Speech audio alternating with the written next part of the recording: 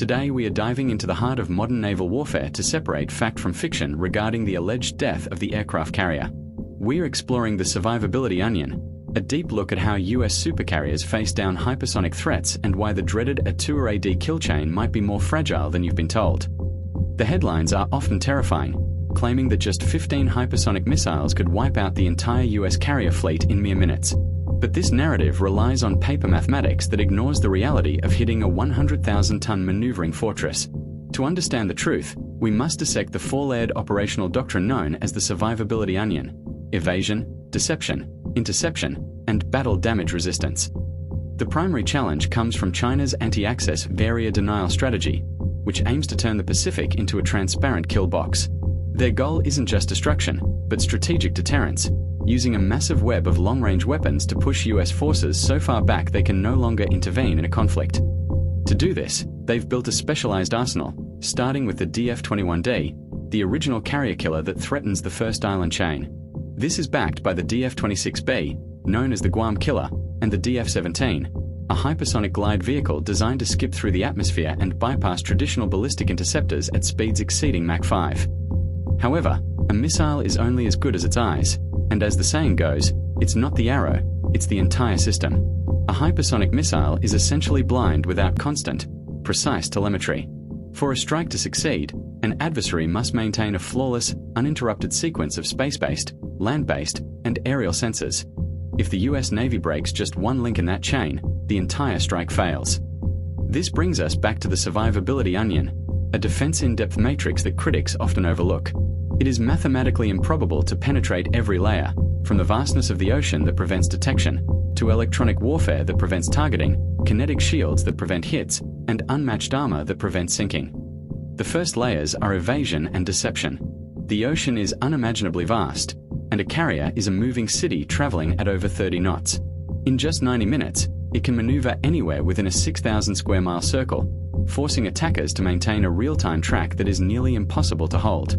If they do find it, Nalka active decoys and EA-18G growlers step in to blind the kill chain and deny terminal targeting locks. If a missile does launch, it enters the kinetic interception layer. Integrated with the Aegis combat system, the SM-6 missile provides a sea-based defense specifically designed for the terminal phase. In recent Stellar Banshee tests, the US Navy proved it could successfully track and engage advanced, maneuvering hypersonic targets using these upgraded interceptors. But what if the enemy tries to overwhelm the fleet with a swarm? This is where directed energy changes the math by solving the depth of magazine problem. Powered by the massive electrical output of a carrier's nuclear reactors, high-energy lasers provide infinite ammunition. These photons travel at the speed of light, burning through hypersonic airframes and sensors instantly without the need to lead the target.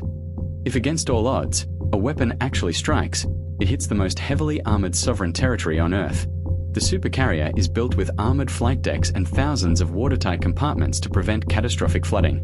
With quadruple redundant fire mains and inherent list correction systems, these ships are designed to keep the flight deck operational even after taking a direct hit. History proves this resilience. In 1967, the USS Forrestal survived the catastrophic detonation of thousands of pounds of bombs, equivalent to multiple modern missiles, and still sailed away. More recently, in 2005, it took the US Navy 4 weeks of deliberate continuous pounding with explosives to finally sink the retired USS America during a control test. When you actually wargame the math, the challenge for an adversary becomes clear. Even if they launch a massive volley of 320 anti-ship missiles, the defensive screen of jamming, SM-6 interceptors, CWS, and decoys would likely filter that down to just a handful of hits. Achieving a mission kill on such a structurally sound vessel requires an almost unfeasible, flawless massing of assets. The Navy isn't standing still, either it's evolving toward distributed lethality. The carrier is now the decentralized core of a vast, interconnected web rather than a lone target. With the MQ-25 Stingray extending strike ranges and stealth submarines acting as the invisible tip of the spear, the carrier strike group is more lethal than ever before. In the end, it comes down to mobility versus static vulnerability. Land-based airfields have fixed coordinates and are highly vulnerable to bombardment, whereas the carrier remains the most survivable airfield on the planet.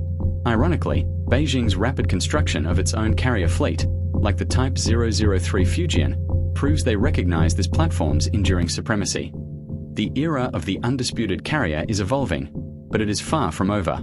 Shielded by next-generation interceptors, directed energy, and unparalleled structural armor, the 100,000-ton floating fortress remains the ultimate arbiter of global security.